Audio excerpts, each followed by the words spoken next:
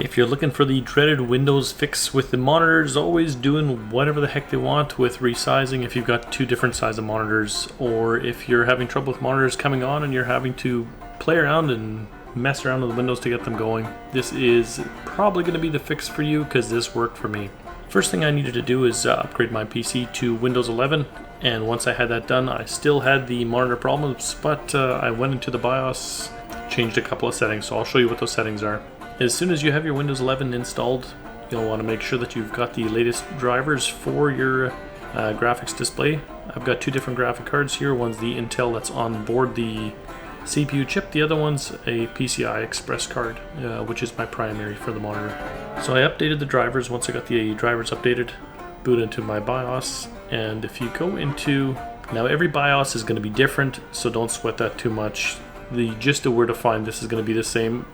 And you know, I know they can be really intimidating to look at a BIOS. It's not that bad.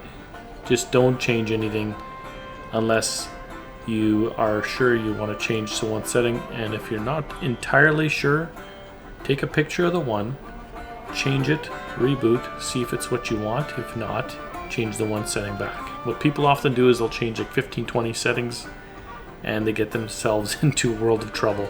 So don't do that.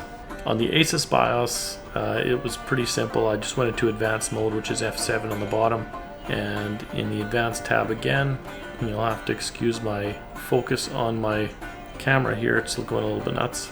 But then when I go into the graphics configuration, there's two things I changed on this next page. One was the primary display. For whatever reason, after I updated Windows 11, this had changed back to the Intel or the onboard graphics by default, so that's not what I wanted. So I changed this back to PCI Express for my primary card, and then the IGPU multi-monitor, I enabled that, and just like that, all of my goofy monitor problems disappeared.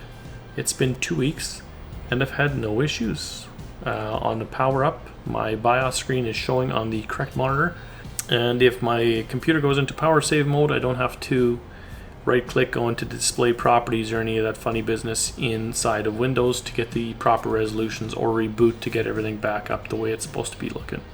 If you're not sure about upgrading to Windows 11, that has made it entirely worthwhile to me. Hopefully this will help some other people with this problem out. I know this drove me absolutely nuts for a long time, and I'm happy to have it resolved.